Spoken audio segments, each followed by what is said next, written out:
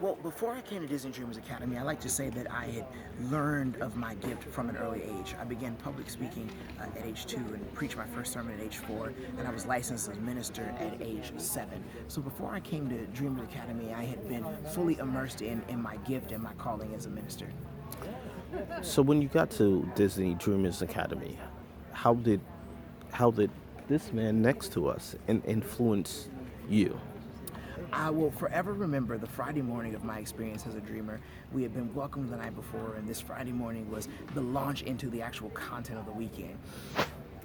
I was sitting there eating breakfast, and this gentleman gets called to speak, and he comes out and he's like, "Put your hands in the air and wave them like you just don't care." And he's standing on top of chairs, and he's speaking, and he starts to talk. And as he's in his talk, I'm seeing this great charisma and this passion. And I was sitting there, and I was going in my mind, he's preaching. And I said to myself, I don't know if it registers anybody else that way, but to me, he was preaching. I was literally seeing a more advanced version of myself. I saw myself in him. And that was the moment it clicked for me.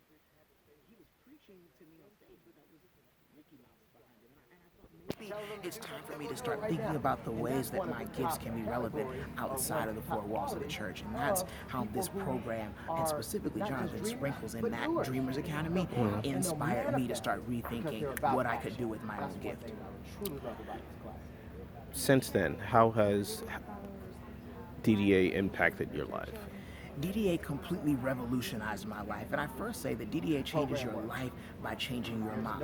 So DDA, first of all, changed the way I thought about myself, and then two, changed the way I thought about the potential of the places where I could use my gifts. DDA also propelled me to pursue newer opportunities. So when I left DDA, I wrote for the Huffington Post. I went to and graduated from the University of Southern California.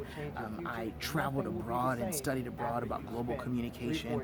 I came back, and then I served as a Disney Dreamers Academy champion. So we were 5 alumni who were selected to represent the program for a full year.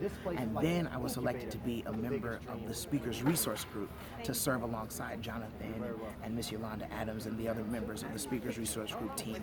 But for me, the journey came full circle about 8 months ago when I went from being a Disney dreamer and even a Disney speaker to now being a full-time Disney cast member. I now serve as a manager at the Disneyland Resort in Anaheim.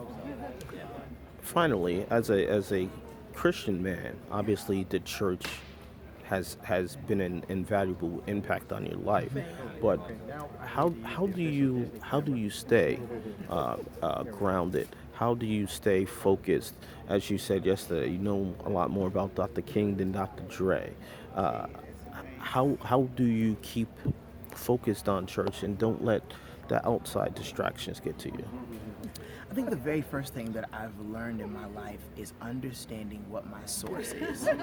And when you understand what your source is, what is the literal fire to your entire being, when you never lose touch with the source, you will never lose touch with the things that ground you and the things that matter most to you. And the source for me is God. And I was having this conversation with Derek Elliott, who's an alum who was brought back as well. The one thing I have learned is that what can never be sacrificed is the individual time that I spend with God. It's very easy to lose sight of anything if you rely on the things that are superficial to keep you grounded. So if you rely on your success, if you rely on the church, if you rely on family or anything else like that, eventually that stuff will cause some burnout. That stuff will cause some emptiness. You'll kind of reach your wits end or get connected or find something better to do. But I've learned how to find my center in God. And whenever I have maintained my personal time with Him, my prayer time, my scripture, my devotional study, expanding my thought in that way, the more time I spend doing that, the more time I continue to remember the value of church, the value of my calling as a preacher first, and then a businessman, and then a speaker, and then the other things that I do. So that's what I've learned is important, is that we all have to remember the source. All these other things are resources, the job and speaking and all these other platforms, but the source is God.